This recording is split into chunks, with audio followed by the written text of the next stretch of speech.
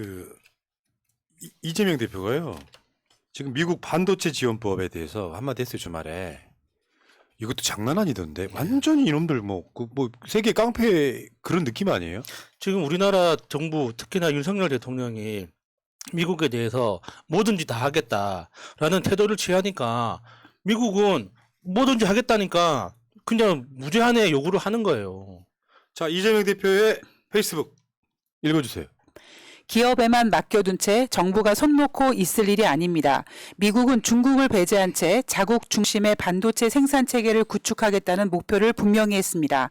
반도체를 경제 문제가 아니라 안보 문제로 인식하고 있다는 신호인 만큼 정부의 역할이 막중합니다.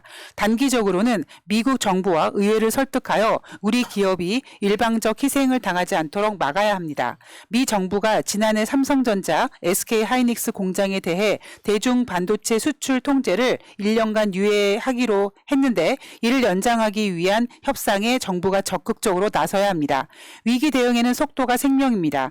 IRA 법안 때처럼 늦장 대응, 부실 대응으로 골든타임을 또다시 놓쳐선 안 됩니다. 국익 앞에 여야가 따로 없는 만큼 민주당도 할 수 있는 모든 역할을 다하겠습니다. 이재명 대표는 지금 현재 심리적 대통령이다. 저번에 미국에서 그 생산된 전기 자동차는 보조금 대략 한국 돈으로 한 1,000만 원 주는 거예요. 그 1,000만 원 주는 거를 현대차는 못 받게 된 상황이었잖아요. 그러면 현대차는 안 팔린다고 보면 되는 거고 여기 추가돼서 미국의 반도체 공장을 새로 짓는 기업들한테 전체 공장을 짓는 비용의 10%를 지원해 주겠다는 거예요. 전체 조건이 있기는 해. 한국 기업들은 사실 들어가기 힘들어졌어요. 그러니까 그게 그 보조금을 주는 조건 자체가 중국하고의 거래를 하지 않는다는 조건에서 보조금을 주는데 그 보조금을 받아서 공장을 차리면 초과 이익의 70%를 다시 미국에 내라. 근데 이것도 진짜 완전히 생양아치 조건인데 진짜 심각한 조건은 뭐냐면 반도체를 만들어내는 프로세스를 공개하라는 거예요. 사실 반도체를 만들어내는 이 설계 공정 자체는 이미 학문적으로 공개가 되어 있는 겁니다. 설계 도면이나 이런 것들도 다 공개가 되어 있는 건데 왜 삼성전자나 대만의 TSMC가 경쟁력을 가지냐면 반도체 산업 초기부터 수십 년 동안 가져가고 있는 특허로 보호하지 못하는 노하우라는 게 있습니다. 똑같은 반도체를 만들더라도 그 회사만이 가지고 있는 설비 노하우나 화학 제품을 이렇게 배치하는 노하우 같은 것들이 반도체의 품질을 결정한단 말이죠. 그러니까 미국은 그걸 공개하라는 거예요. 그러면 미국의 진짜 숨은 뜻은 뭐냐면 삼성전자 필요 없다는 거예요. 그렇죠. 우리가 다 할 테니까 너는 네가 어떻게 알고 있는 노하우 다 공개하고 바지 벗고 나가 이거예요. 그러면은 이게 우리가 돈만 뺏기는 게 아니라 한국하고 미국하고의 외교 관계가 달라집니다. 지금은 우리가 배터리나 반도체를 만들 수 있기 때문에 미국한테 중요한 동맹 국가가 되는 거거든요. 근데 만약에 그거를 전부 다 미국이 스스로 생산하기 시작하면 우리는 아무 쓰잘데기 없는 나라가 되는 거예요. 네.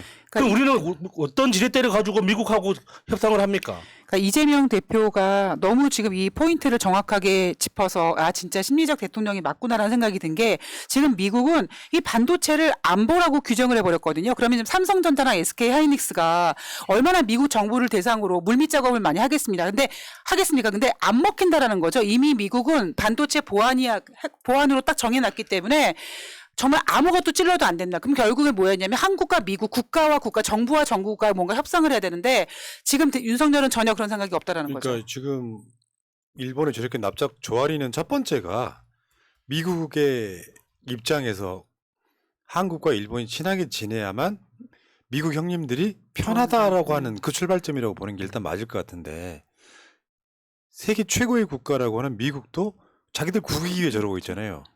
윤석열은 지금 일본과 이거 뭐 강제동원 뭐 관련한 이거 한국이 얻는 이익은 단 하나도 없어요. 네. 윤석열이 얼마나 무능한지 한번 볼까요? 민원 보따리 푼 재계 윤석열 언제든지 전화하시라. 집무실이 열려있다. 윤석열 대한민국 1호 영업사원 명함 공개.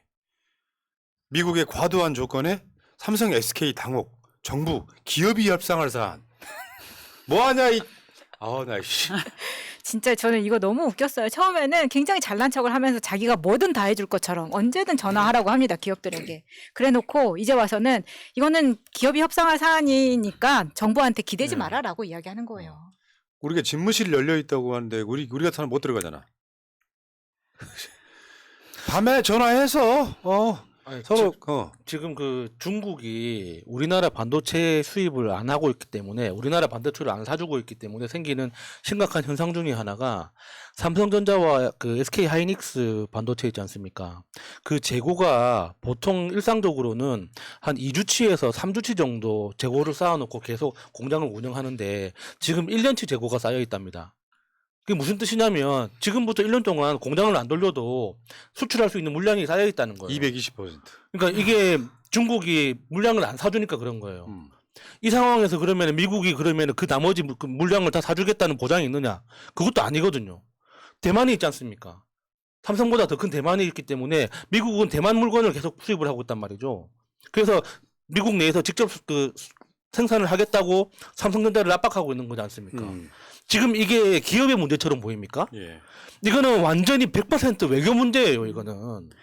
그러니까 윤석열이 지금 얼마나 개베이비 같은 짓을 하고 있냐면 조 바이든 대통령이 내년 대통령 선거에 재선하겠다고 좀 벼르고 있단 말이에요. 그러면 아까 기시다도 결국 선거 앞두고 지금 굉장히 빡세게 나가는 것처럼 조 바이든 대통령도 미국의 이익을 위해서 아무리 윤석열은 뭐 미국 형님이 좋아할 거라고 하지만 짤없거든요, 진짜. 근데 지금 전 글로벌 호구 노릇을 혼자 다 하고 있는 겁니다. 그러니까 근데 그렇게 미국한테 쩔쩔 맬 필요가 없는 게 이게 정세현 장관님의 통찰에 보면은 그런 이야기도 나와요. 그 냉전 시대에는 동맹을 강요했기 때문에 미국 뒤에 줄을 서야만 할 수가 있었고 미국 입장에서도 이걸 이용할 수가 있었는데 지금은 냉전 종결 후에는 내 뒤로 줄 서기가 통하지가 않는다는 겁니다. 그리고 한국이 이만큼 성장을 했기 때문에 미국이 경제 폭망하고 있는 경제가 지금 파탄 나고 있는 상황에서 한국의 이런 기술이라든가 본인이 지금까지 동맹이라고 말은 해왔지만 경제적 약탈이 필요한 만큼의 지위에 놓여져 있다고 보이는 거예요 지금. 맞아요. 깡패 국가 역할을 충분히 하고 있는데 예, 뭐 형님 알겠습니다. 막 이런 무능한 새끼 진짜. 욕 안 하려고 그랬는데 결국은 해버렸네. 자, 민주당 내부로 한번 들어가 볼게요. 이재명 대표의 주말에 페이스북 한번 보겠습니다. 이재명 명단 제작, 문자 폭탄, 제명 요청, 누가 이득 볼까요? 저의 체포 동의안 국회 표결 이후 우리 당 몇몇 의원님들에 대한 명단을 만들고 문자 폭탄 등의 공격을 하는 일이 벌어지고 있습니다. 제명 요청까지 나오고 있는 상황을 매우 엄중히 지켜보고 있습니다. 시중에 나와 있는 명단은 틀린 것이 많습니다. 5명 중 4명이 그랬다고 해도 5명을 비난하면 1명은 얼마나 억울하겠습니까? 자신이 한 일도 아닌데 누명을 당하는 심정 누구보다 제가 잘 알지 않습니까? 우리 안의 갈등이 격해질수록 민생을 방치하고 야당 말살에 몰두하는 정권을 견제할 동력은 약해집니다. 이럴 때 가장 미소 짓고 있을 이들이 누구인지 상상해 주십시오. 이간질에 유효한 전혀 사실과 다른 명단까지 놔두는 것을 보면 작성 유포자가 우리 지지자가 아닐 가능성도 커 보입니다. 내부를 향한 공격이나 비난을 중단해 주시길 부탁드립니다. 이것은 상대 진영이 가장 바라는 일입니다.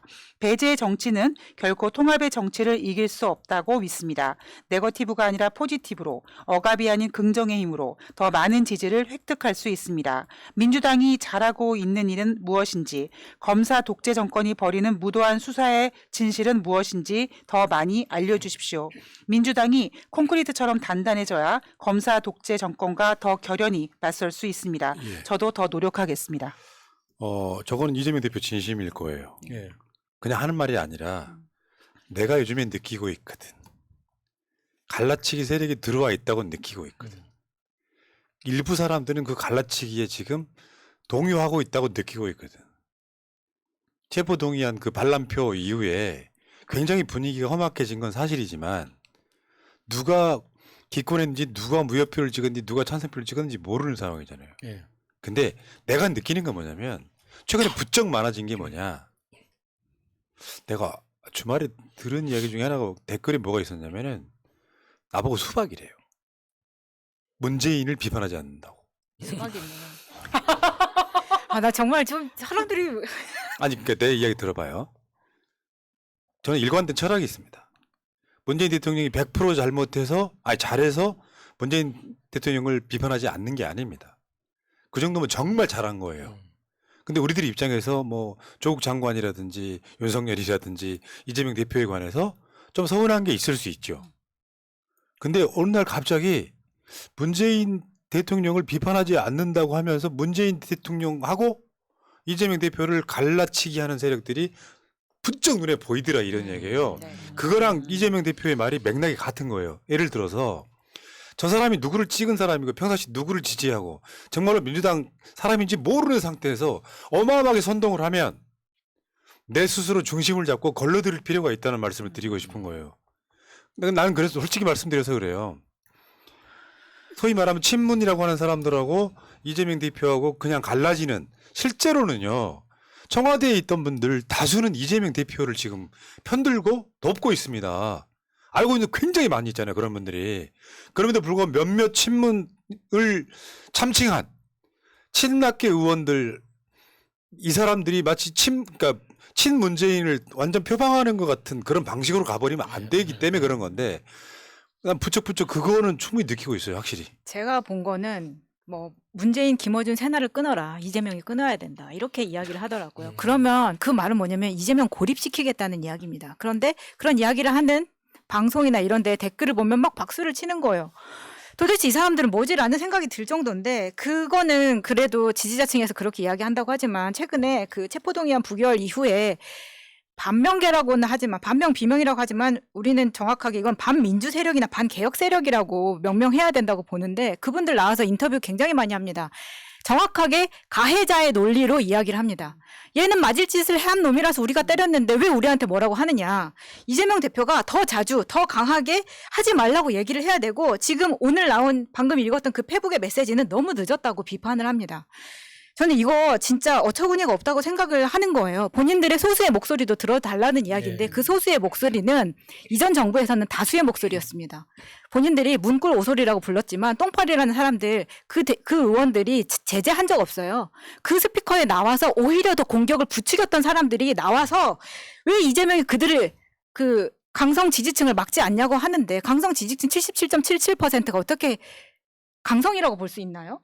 그리고 자꾸만 그 언론을 비롯해서 개딸로 몰아가는데 체포동의안 부결 같은 거는 개딸이 문제가 아니라 전체 민주 세력이 분노하고 있는 일인데 마치 개딸만 그러니까 소수의 그 젊은 친구들이 이재명 팬덤에 묶여서 그것만 난리치는 것처럼 굉장히 축소하고 싶어 하는 거예요. 맞아요. 그게 프레임이죠, 프레임. 네, 전체가 분노하고 있는 건이기 때문에 자꾸 나와서 77.77%로 당대표가 됐는데라는 거에 대해서도 무슨 대선 후보가 나왔기 때문에 당대표가 되는 건 당연하지 않습니까? 라는 말을 하던데 그런 의원님들 정확하게 메모하셨다가 다음 지역구에서는 절대 공천받는 일이 없도록 해야 됩니다. 그러니까 저는 그 문재인 정부 때 소위 똥파리라고 불리우는 극문, 그 문재인 대통령을 팔아먹었던 그 세력들과 거기에 부안해동했던 국회의원들을 너무 정확히 리스트업하고 있는 사람이에요.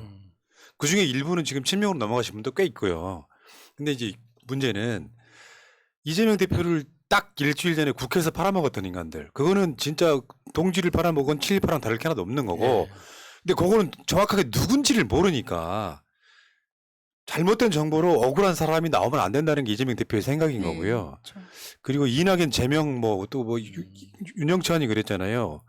생각지도 못한 무슨 뭐 팔적 칠적인 거 갖고 와가지고 우리는 두도 보도 못한 걸 갖고 와가지고 말하자면 윤영찬이 소위 이재명 지지하는 사람들을 비난할 수 있게끔 뭔가 만들어 갖고 온 느낌? 네, 맞아요. 저도. 거기서 문재인 대통령이라 이름이 나오는 상황이 돼버렸단 말이에요. 그러니까 나는 그 민주의식이 토철한 분들이라면 자기 생각이 있어야 돼요. 특정 방송, 우리 포함해가지고 특정 방송의 말에 무조건 휘둘리지 마시고 세상 큰 그림을 갖고 뭔가 이렇게 바라보는 시각이 있어야 되는데 문재인 대통령 한 번도 비판 안 했던 사람들이 어느 날 갑자기 맞아 문재인이 문제야. 오죽했으면 내가 밤에 꿈을 꿨는데 문재인 대통령이 민주당 최고위원회에 나오셨어. 그렇게 쉽게 되는 게 아니라는 거고요. 이 전직 대통령의 위치라는 게 그런 식으로 계속 몰아가면서 니들 나가. 그 선 긋기는 윤석열하고 다를 게 하나 없다고 생각해요. 정당한 비판해야 됩니다. 그 체포동의안 반란표에 대해서는 엄청난 비판을 해야 되고 그걸 노골적으로 노골화시켜서 자기 공천에 써먹는 정치인들 같으면 나 그 사람을 낙천시켰다고 생각하는 사람 맞지만 억울한 희생자 나오지 않게 하는 게 맞다고 생각을 해요. 그러니까 억울한 희생자가 나오지 않게 하는 방법으로서 그러니까 명단 제작, 문자 폭탄 요걸 약간의 방법을 비틀 필요가 있다고 봅니다. 그러니까 명단 제작 같은 경우는 그냥 무작정 우리가 심증으로 찍어가지고 너가 반란표 던졌지 하고 그냥 찍어버리잖아요. 이렇게 하면은 이재명 대표 말대로 억울한 사람이 나오기 때문에 그러니까 누가 잘하냐를 경쟁을 시켜야 되는 거죠. 우리가 앞으로 그 희망하는 다음 총선의 공천자 명단은 이것이다. 우리는 이 사람이 이런 것 때문에 우리는 지지한다라고 계속 이런 식으로 그러니까 포지티브한 명단을 계속 유통을 시켜야 되는 거고 문자 폭탄 같은 경우도 저는 포기해서는 안 된다고 봅니다. 대신에 그 문자 폭탄의 내용이 쌍욕이 들어가거나 너무 과격한 표현이 들어가면 안 되는 거죠. 그러니까 국회의원들한테 정확한 메시지를 전달할 필요는 있습니다. 오늘 인터뷰한 거 잘 봤습니다. 또는 오늘 생중계되는 그 의원총회에서 이런 이야기하는 거 잘 봤는데 나는 동의하지 않지만 계속 수긍해 주십시오. 이런 방식으로 국회의원이 내가 누군가에게 주목을 받고 있다는 걸 계속 인식시켜 줘야 되거든요. 그러니까 38명을 찾기보다 138명을 찾는 게 그렇죠. 낫지 않냐 이런 이야기도 그러니까 나오는 정청래 거예요. 최고가 페이스북에 쓴 거예요. 정청래 최고한테도 부표냐 가표냐를 물어보는다는 거야. 자기 답한다는 거야. 나 부결에 투표했다.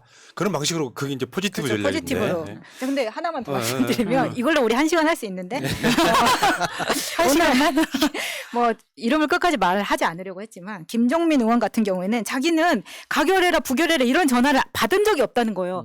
너무 당연하지 않습니까? 당연하지. 김종민한테 왜 물어보냐고 자기들끼리 다 아는데. 찐이구만. 아니 전화 안 하고 만났더만 서로 만나서 뭐 한 달 하더만 뭐 그 전화를 왜 해? 아니 그리고 사실 저처럼 정치 뭐 국회의원 이름들 뭐 누가 수박파니 뭐니 이런 거 잘 몰랐던 사람들도 제가 지금 일명 수박파라고 불린 사람들한테 증오를 느끼는 이유가 뭐냐면 이재명 대표가 죄가 있다 없다 이렇게 방송에 나와서 얘기하는 거 그 이전에 한 번도 윤석열 정부를 향해서 화살을 돌려본 적이 없다라는 겁니다.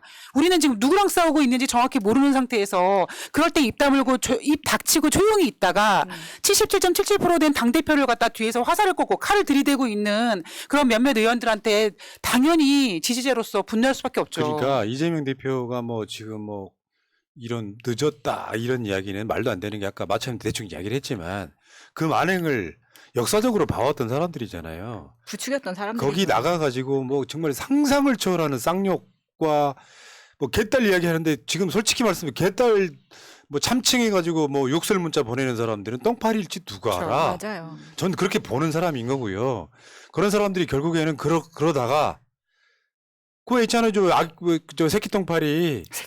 똥파리 유충. 똥파리 유충. 걔 저 결혼식에 이낙연 게 국회의원들 전부 다 막 화한 보내고 막 그런 짓 했잖아요. 걔 지금 먹은 줄 아서 유튜브에서 이재명 대표 까고 있잖아요.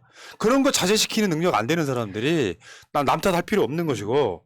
자, 이야기가 너무 길어지면 1시간도 할 수 있겠다. 근데 좀 참으시고 이재명 대표가 좀 자제해달라고 하잖아요. 네, 자제하겠습니다. 네. 지금 이재명 지키자 당원 가입이 급증해가지고 3일 동안 14,000명이 가입을 했답니다. 아마 우리 방송 보고 계신 분 중에도 에이 당원은 좀 그렇지 하셨던 분들 상당수 가입했다는 얘기가 들려요. 네.